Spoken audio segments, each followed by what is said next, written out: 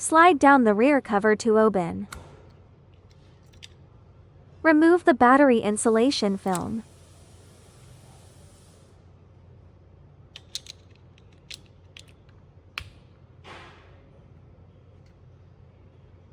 Press and hold the button for 5 seconds and release. 5.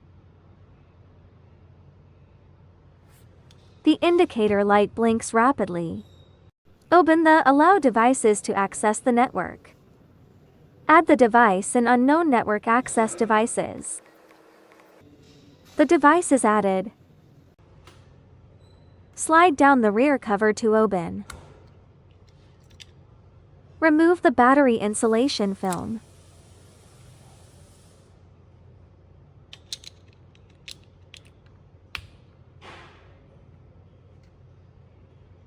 Press and hold the button for 5 seconds and release. 5.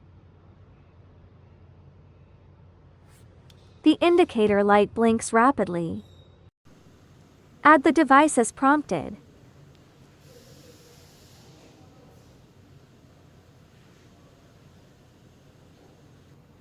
Select room.